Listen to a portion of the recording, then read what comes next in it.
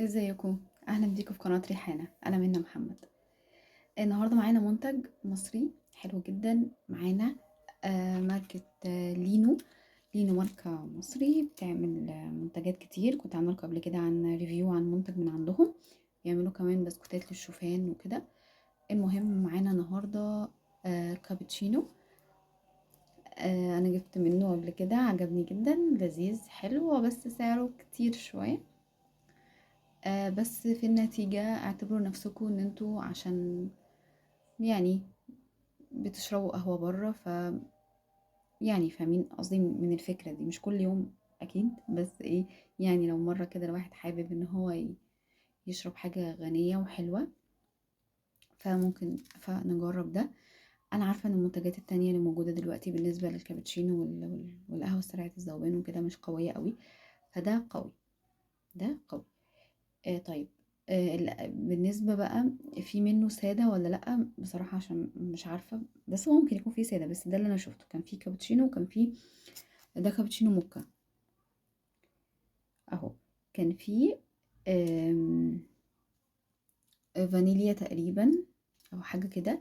يعني دول اللي أنا لقيتهم.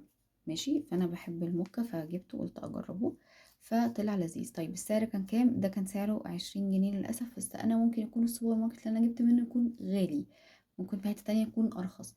بس كفكرة إن أنا مثلا أشرب مانجو كابتشينو حلو ولذيذ ورايق كده ويعجبني، أوكي، ما فيش مشكلة. حلو يعني، حلو اللي كفكرة زي كده.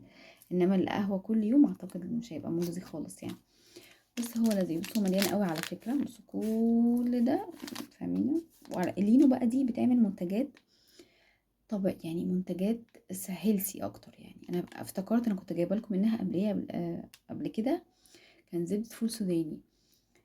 عملت لكم عنها ريفيو، كانت حلوة جدا وكان سعرها كويس.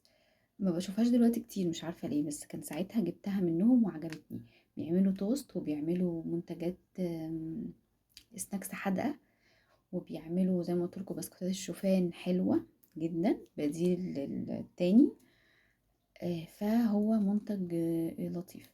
اهم حاجة ما تنسوش تدعوا لاخواتنا، ربنا يا رب ينصرهم نصر قريب. وندعي كتير، ندعي كتير ونستمر في المقاطعة. ماشي، نستمر في المقاطعة.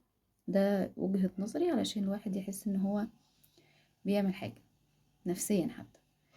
نرجع للمنتج. بس هو مكتوب كمان عليه 100% اوريجينال على القهوة يعني. فزي ما بقول لكم هو يعني لطيف، جربوه ان شاء الله يعجبكم.